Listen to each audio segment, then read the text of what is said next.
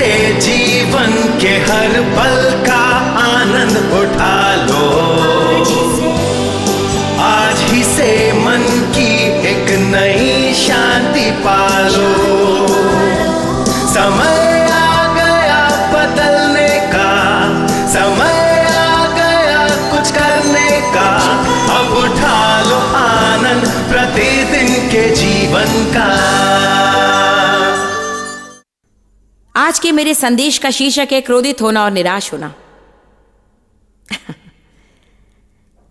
देखिए, हम खुद को ये कहते हुए देखते ये मुझे क्रोधित करता है, वो मुझे निराश कर देता है, मैं इतना क्रोधित हो जाता हूं, मैं बहुत निराश हो जाता हूं। मेरा विश्वास है कि हम ऐसी जगह पर आ सकते हैं जहां वो हमारी रोज की गवाही ना हो। परमेश्वर नहीं चाहता कि हम क्रोधित और निराशा की दशा में रहें। यीशु ने कहा, मैं अपनी शांति तुम्हें दिए जाता हूं। हमें निर्णय लेना है कि हम खुद को निराश होने देना बंद कर दें। अक्सर लोग कहते हैं कि मैं कुछ नहीं कर सकता, यदि मैं परेशान हूं तो परेशान हूं। यीशु के वचनों के अनुसार हम कुछ कर सकते हैं, क्योंकि उसने हमें आज्ञा दी है कि हम खुद को क्रोधित और निराश और परेशान होने से रोक दें। मैं तुम्हें शांति दिए जाता हूं, मैं अपनी शांति तुम्हें देता हूं और वो तुम्हारे साथ रहेगी। जैसे संसार देता है वैसे मैं तुम्हें नहीं देता। तुम्हारा मन व्याकुल ना हो और तुम ना घबराओ। वो हम पर अभी जिम्मेदारी डाल देता है। उसने कहा, मैं तुम्हें वो शांति नहीं देता जो शांति तुम्हें संसार देता है।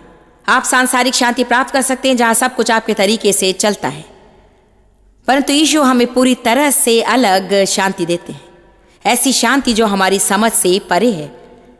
जब सारी स्वाभाविक बातों के कारण हम निराश हो सकते हैं तो भी शांतिपूर्ण होना, ऐसी शांति रखना बहुत ही अद्भुत है ना। फिर वो हमें जिम्मेदारी देता है, वो कहता है तुम्हारा मन व्याकुल ना हो और तुम ना घबराओ। जानते हैं, मैंने कुछ सीखा है और पिछले 4-5 वर्षों में कुछ अधिक ही सीखा है। जब तक कि वर्तमान में हम जाएं उसके लिए जिम्मेदारी ना ले, तब तक हम कभी भी किसी बात के लिए आजाद नहीं हो सकते।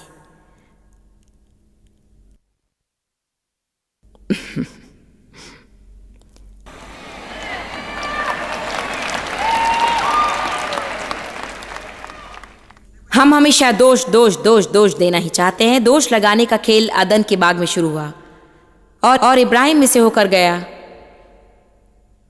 और आज तक बना हुआ है। हम नहीं चाहते कि हमारी कोई गलती हो, उसका दोष अपने बचपन पर डालते हैं। चाहते कि उसका दोष हम अपनी पढ़ाई की कमी पर डाल दें। हम चाहते कि उसका दोष हमारी राष्ट्रीयता पर डाल दें। मुझे जल्दी क्रोध आ जाता है, मैं कुछ नहीं कर सकता क्योंकि मैं आयरिश हूं या ये हूं, चाहे ये कुछ भी हो। मेरा शोषण हुआ था, मैं ये थी, मैं वो थी।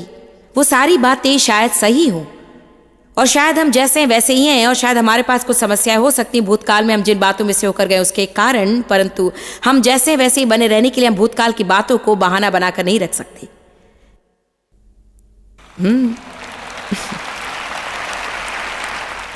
मेरी परवरिश ऐसे घर में हुई जो पूरी गड़बड़ी से भरा था। शांति और स्थिरता क्या होती है मैं नहीं जानती थी। बहुत ही क्रोध था, निराशा थी, शराबी होना, यौन शोषण, हताश होना, चिल्लाना, पुकारना, बकबक करना, गुस्सा करना। ये तो बहुत अच्छा वातावरण नहीं होता है। बहुत अस्थिरता थी। इसलिए जब मैंने शांति के विषय सीखना शुरू किया और विशेषकर मैंने इसे केवल परमेश्वर के वचन से ही नहीं सीखा, परंतु मैंने अपने पति को कई वर्षों तक करीबी रूप में देखा था और मैंने देखा कि हालांकि हम दोनों मसीही थे, परंतु वो किसी ऐसी बात में कार्य कर रहे थे जिसके विषय में कुछ भी नहीं जानती थी। हमारी कोई समस्या हो सकती थी और मैं निराश हो जाती और 4-5 दिन और हफ्तों के लिए मैं परेशान रहती और डेव बस वैसे ही रहते, हर समय शांतिपूर्ण। क्या आप जानते हैं, हम उत्तर प्राप्त करते और फिर भी हर समय परेशान रहती और वो कभी भी परेशान नहीं होते और हम दोनों को एक ही उत्तर मिला था। इसलिए मैंने कई वर्षों बाद ये जान लिया कि मैं क्या कर रही हूं, ये मेरे लिए क्या भलाई लेकर आ रहा है। कई बार हमें रुककर खुद से पूछना चाहिए, क्या ये मेरे लिए भलाई लेकर आ रहा है? इसके कारण मैं चिंता कर रही हूं? क्या मैं चिंता करने के कारण क्या प्राप्त कर रही हूं? सिर दर्द, पीठ दर्द, गर्दन का दर्द, शायद कोई अल्सर। ये मुझे क्रोधित करता था। मैं सामान्यतः लोगों से कह बैठती थी जो मुझे नहीं कहना चाहिए था और अब मेरी चिंता मेरे संबंधों पर बुरा असर डाल रही थी और ये कोई भलाई नहीं करता। आप में से कितने लोग जो बातें आपको कुछ भी अच्छाई न दे उसे रोकने के लिए तैयार हैं? कम से कम अब तो हमें बुद्धिमान हो जाना चाहिए। इसलिए मैंने ये सीखा कि मुझे मेरी क्रियाओं के लिए जिम्मेदारी लेना सीखना है। मैंने जिम्मेदारी लेनी शुरू करके ये कहना शुरू किया, यदि मैं सच में इसके साथ कुछ करना चाहूं तो परमेश्वर उसमें मेरी मदद करेगा। परमेश्वर किसी भी व्यक्ति की मदद करेगा। कोई भी कुछ भी रख सकता है, आप उसे ले सकते हैं। क्या आपने सुना? कोई भी कुछ भी रख सकता है, आप उसे ले सकते हैं, क्योंकि परमेश्वर पक्षपाती नहीं है। यदि वो एक व्यक्ति को बंधन से छुड़ाने की प्रतिज्ञा करता है तो वो सबसे यही प्रतिज्ञा करता है। यदि वो एक से शांति की प्रतिज्ञा करता है तो वो सबसे उसकी प्रतिज्ञा करता है। यदि वो कहता है कि यदि हम परमेश्वर के वचन को हमारे जीवन का केंद्र बना दे तो वो हमें संपन्न और सफल करेगा, तो वो प्रतिज्ञा सबके लिए है। परंतु परमेश्वर का वचन साथ में यह भी बताता है कि परमेश्वर की प्रतिज्ञा उसके लिए है जो इच्छा रखता है, जो कोई इच्छा रखे। हाँ, मैं जानती हूं कि हम सब जो कोई में हैं, हम सब उस वर्गीकरण में आते हैं, परंतु सब जो कोई भी है वो उसे करने के लिए तैयार नहीं है। कई बार हम इसे सुनने की इच्छा रखते हैं, परंतु हम इच्छा नहीं रखते कि हम घर जाकर उसे करें और उसे करें, उसे करें, उसे करें, उसे करें, उसे करें, उसे करें, उसे करें, उसे करें और उसे करें, करें, उसे करें, उसे करें, उसे करें, उसे करें, उसे करें, उसे करें, उसे करें, उसे करें, तब तक करें जब तक हम शैतान को बाहर ना निकाल दें। यहां कोई ऐसा है जिसने ये जाना कि शैतान ने पहले से ही निश्चित किया होता है। यदि वो एक मार्ग से आप तक ना पहुंचे तो वो दूसरा मार्ग ढूंढ लेगा। जब तक वो आपको परेशान करने का मार्ग न ढूंढ ले, वो कुछ न कुछ करते रहेगा। हाँ, आपके पास भी वही मनोवृत्ति होनी चाहिए। हमें भी उसी तरह से होना चाहिए। कहें, शैतान, मैं अपना पूरा जीवन तुझे दुखी करने में बिताऊंगा। तूने मुझे परेशान किया, इसलिए तू खेद महसूस करेगा, क्योंकि मैं अपना सारा जीवन लोगों की मदद करने में बिताऊंगा और तू मेरी शांति नहीं चुरा सकेगा। कभी भी अपने आप को निराश न होने दे, खुद को क्रोधित और परेशान ना होने दें, खुद को भयभीत दशत में न डालें, डरपोक और अस्थिर ना होने दें। मेरा विश्वास है कि मैं खुद को क्रोधित या फिर निराश नहीं होने देना है। मुझे अभी भी क्रोध की बात पर कुछ कार्य करना है, क्योंकि मैंने इसके और पहले कभी भी ध्यान नहीं दिया, परंतु पिछले वर्ष मैंने खुद को हमेशा कहते सुना, वो मुझे क्रोधित करता है, वो बस बस बस, हाँ, वो मुझे क्रोधित करता है। और जानते, मैं सच में 100% नहीं जानती थी कि उसका क्या अर्थ होता है। और मुझे जाकर अध्ययन करना पड़ा और मुझे मेरे जीवन में उस विशेष बात के साथ निपटना पड़ा जिसे क्रोध कहते हैं। क्योंकि मैं ऐसी व्यक्ति जो चाहती है कि लोगों को जो काम करना है, कब करना है, वे तभी उसे करें और मुझे उन्हें बताना ना पड़े, और जब वे करें तो वो सही हो और जब वे वैसा नहीं करते तो मुझे क्रोध आता है। आप में से कितने लोग मेरे साथ क्रोध और निराशा से निपटना चाहते हैं? आइए इस पर एक साथ काम करेंगे, ठीक है? हम जिन बातों के लिए परेशान होते हैं, हमें उन बातों के लिए बस एक ही कारण के लिए परेशान नहीं होना है, क्योंकि परमेश्वर नियंत्रण में है। आप में से हर एक व्यक्ति कहे, यदि मैं कहूं क्या आप विश्वास करते हैं कि परमेश्वर सब पर नियंत्रण करता है, तो आप कहते हैं हाँ, आमीन बहन, परमेश्वर नियंत्रण में है। यदि इस पर विश्वास है तो हम फिर चिंता क्यों करें? यदि हम सच में ही विश्वास करते हैं कि परमेश्वर सब पर नियंत्रण करता है, तो फिर हम किसी भी बात के लिए क्यों परेशान होते, क्यों हम क्रोधित हों या फिर दहशत में आ जाएं? हमें शांतिपूर्ण जीवन जीना चाहिए। देखिए निर्गमन 14, आइए वचन 11 से शुरू करते हैं। निर्गमन अध्याय 14 वचन 11।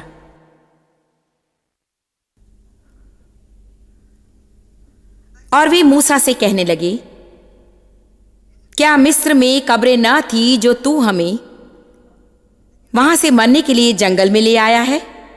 तूने हमसे ये क्या किया कि हमें मिस्र से निकाल लाया? अब देखिए, ये फिर दोष की बात आती है। वे परमेश्वर के सामने पुकार रहे थे कि उन्हें छुड़ा ले, और जब परमेश्वर ने छुटकारा देने वाला भेजा तो जैसी ही परिस्थितियां तकलीफ देने वाली हुई तो उन्होंने मूसा पर दोष दिया और कहा, तू हमें यहां क्यों लाया? क्षमा करें, मैंने सोचा तुम जाना चाहते हो क्या हम तुझसे मिस्र में यही बात ना कहते रहे कि हमें रहने दे? कि हम मिस्रियों की सेवा करें। हमारे लिए जंगल में मरने से मिस्रियों की सेवा करनी अच्छी थी। क्या आपने ये ध्यान दिया कि जिस क्षण आप परेशान होते सबसे पहले आप किसी और पर दोष लगाते हैं? मूसा ने लोगों से कहा, पत्तेरा, डरो मत, खड़े खड़े स्थिर रहो, भरोसा रख कर, डटे रह कर वो उद्धार का काम देखो जो परमेश्वर आज तुम्हारे लिए करेगा, क्योंकि जिन मिस्त्रियों को तुम आज देख रहे हो उनको फिर कभी ना देखोगे। वचन 14, मुझे ये पसंद है, परमेश्वर तुम्हारे लिए लड़ेगा और ये उसका भाग है। परमेश्वर आपके लिए लड़ेगा, परंतु आपकी ये भूमिका है। उसकी एक भूमिका है, हमारी एक भूमिका है। उसने कहा, मैं तुम्हारे लिए लड़ूंगा, मैं चाहता हूं कि तुम इसे करो और तुम शांत रहकर विश्राम में रहो। मैं विश्वास करती हूं कि यदि हम चाहते हैं कि परमेश्वर हमारे लिए लड़े तो हमें हमारी शांति को थामे रहना है। हम उसे सही तरीके से नहीं देखते हैं। मैं सोचती हूं कि वो हमारी मदद करने के लिए एक शर्त रखता है और आप जानते हैं कि वो क्या है। आपको उस पर भरोसा रखना है। परेशान होना भरोसा करना नहीं है, क्रोध करना भरोसा नहीं है, निराश होना भरोसा नहीं है, डर भरोसा नहीं है, दहशत में रहना भरोसा करना नहीं है, चिंता करना भरोसा नहीं है। क्योंकि बाइबल इब्रानियों 4 में कहती, जो परमेश्वर पर भरोसा करते हैं वो उसके विश्राम में प्रवेश करते हैं।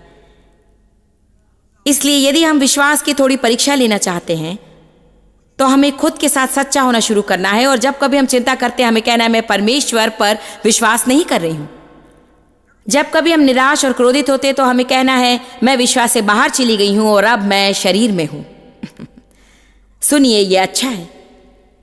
आज हमें कुछ जिम्मेदारी लेनी है। इसे कहें, मुझे क्रोधित होने की जरूरत नहीं है और मुझे परेशान होने की जरूरत नहीं है। मैं शांत रह सकती हूं, मैं शांति थामे रह सकती हूं। एक विश्वासी होने के नाते हमारे जीवन में एक सबसे बड़ी चुनौती होती है कि हम परेशानी के समय शांत बने रहें। मैं विश्वास करती हूं कि स्थिरता दिखाने की योग्यता ही इस परेशान संसार के लिए हमारी एक सबसे बड़ी गवाही हो सकती है। मैं इसे दोबारा कहूंगी, मैं विश्वास करती हूं कि स्थिरता दिखाने की योग्यता ही इस परेशान संसार के लिए हमारी एक सबसे बड़ी गवाही हो सकती है। आप इसके विषय में सोचिए। यदि आपको नौकरी से निकाल देने की धमकी दी जाती है और सब परेशान और निराश और चिंता करते हैं और आप बस शांति में रहते हैं, परमेश्वर नियंत्रण में है, वो हमारी देखभाल करेगा। यदि हम ये नौकरी गवा दें तो परमेश्वर बेहतर नौकरी देगा। पहले शायद आप उन्हें क्रोधित कर दे और पहले शायद ये उन्हें निराश भी कर दे और वे शायद आपका मजाक उड़ाए और शायद वे ये और वो और कुछ कहें, परंतु क्या आप जानते हैं कि डटे रहना हमेशा युद्ध जीतता है। और यदि आप काफी लंबे समय तक उस उद्धार न पाए हुए पति या उद्धार न पाई हुई पत्नी या फिर बच्चों के सामने बने रहे तो शैतान आपको बताएगा कि आप गिर जाएंगे, या ये बहन या भाई जो आपका मजाक उड़ा रहे क्योंकि आप यीशु के दीवाने हैं। कम ऑन नाउ, यदि आप वैसे ही बने रहें, बस शांत रहें, वैसे ही बने रहें, अपनी शांति थामे रहें, प्रेम में चलें, संसार को जो चाहे वो करने दे, परंतु आप हमेशा यीशु के समान ही काम करें।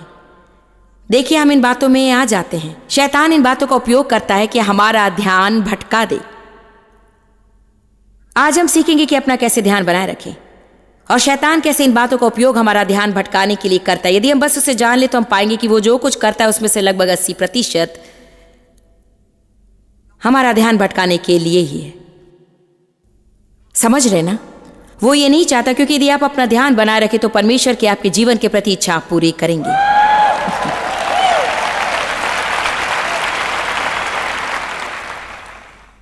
हम गलत प्रार्थना करते हैं।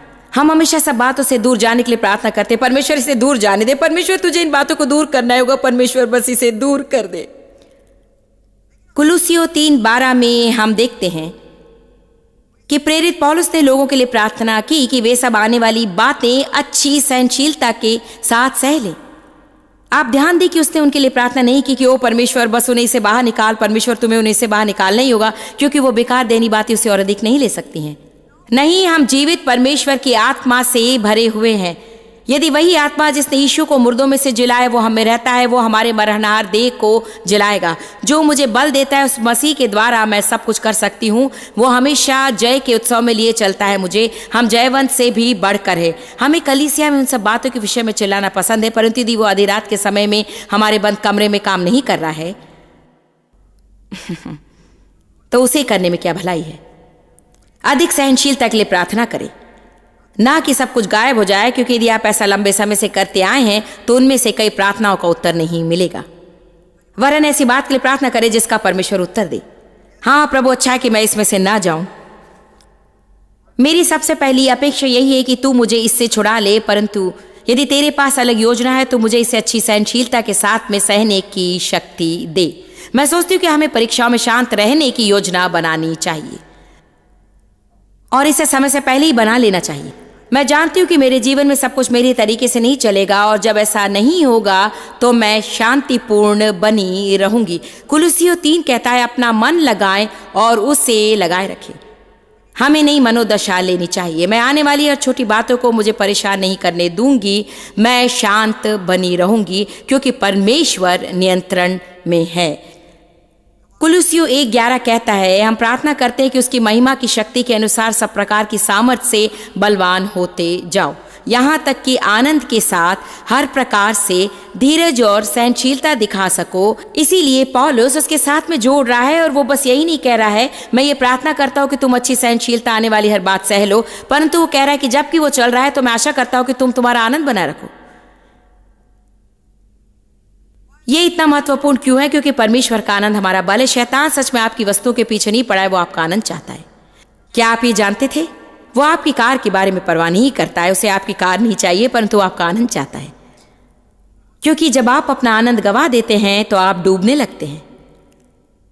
मैं ऐसा ही महसूस करती हूँ। आप शायद यही सोचेंगे कि यहाँ थोड़ा ठीक नहीं है, परंतु मैं सोचती हूँ कि यदि आप शांति नहीं रख सकते तो फिर जीवन जीने का सच में कोई अर्थ नहीं।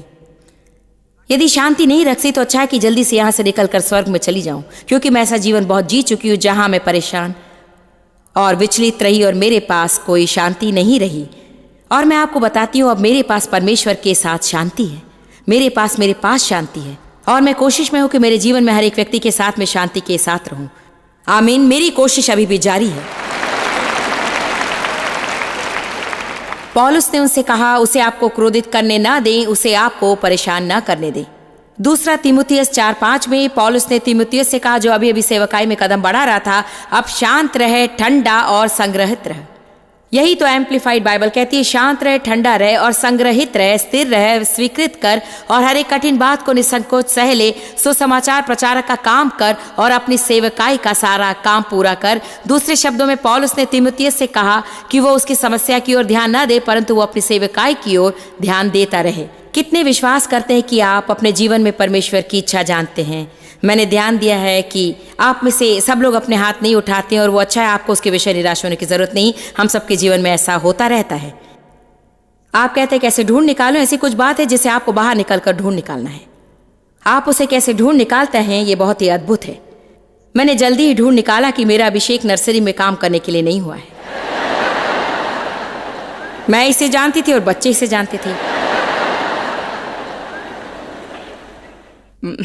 परंतु मैंने कोशिश की थी। मैंने सड़कों पर कुछ समय के लिए सेवकाई की थी और उसे करने के लिए मैं खुद पर दबाव डाल सकती थी, परंतु वो भी मेरी सोच नहीं थी। परंतु जब मैंने शिक्षा देना शुरू किया, मैंने उसके विषय अच्छा महसूस किया। वहां एक अभिषेक था, वहां उलझन नहीं थी। जब मैं सिखाती थी तो मुझे बड़ी खुशी होती थी, मैं परिपूर्ण हो जाती थी, मैं जीवित महसूस करती थी, बहुत क्रियाशील और सामर्थ्य भी। परंतु मुझे कुछ बातों में से होकर जाना पड़ा कि मेरे जीवन में मेरी बुलाहट और केंद्र क्या है, उससे मैं जान सकूं। यदि आप जानते हैं और विश्वास करते हैं कि परमेश्वर की आपके जीवन के लिए क्या इच्छा है, तो आप लक्ष्य पर केंद्रित व्यक्ति हैं। क्या आप जानते हैं कि अपने जीवन में डूबा हुआ होना क्या है? ऐसा कोई जो हमेशा उनके पास आता है, वो आपको थका देते हैं। मतलब यदि आप दोपहर के भोजन के लिए जाते तो उसे बाहर आने के लिए सारा दिन लगता है, क्योंकि आपने उनकी बदबूदार समस्या के विषय 1000 बार पहले ही सुन लिया और आप जानते कि आज आप उसे फिर सुनेंगे, परंतु आप क्या कहना चाहते उसे वे सुनना नहीं चाहते, वे बस अपनी समस्या के विषय कहना चाहते हैं। मैंने अंत में सोचा कि यदि मैं 4 वर्षों तक किसी की मदद करने की कोशिश कर रही हूं और फिर भी उनकी मदद नहीं हुई, वे मदद नहीं चाहते हैं। मैं गंभीर हूं, आपको सीखना है, क्योंकि बहुत से लोग ऐसे हैं जो आपके पास आएंगे। परमेश्वर का जितना अभिषेक आपके जीवन पर होगा, लोगों की मदद के लिए आप जितना अधिक खुद को खोलेंगे और लोगों के लिए उपलब्ध रहेंगे, तो आपको कुछ परख रखनी जरूरी है, क्योंकि ऐसे लोग होते जो परमेश्वर के द्वारा भेजे जाते हैं और कई शत्रु के द्वारा। आपको ये फर्क सीखना है कि किसे रोकें और किसे अनदेखा कर आगे बढ़ें।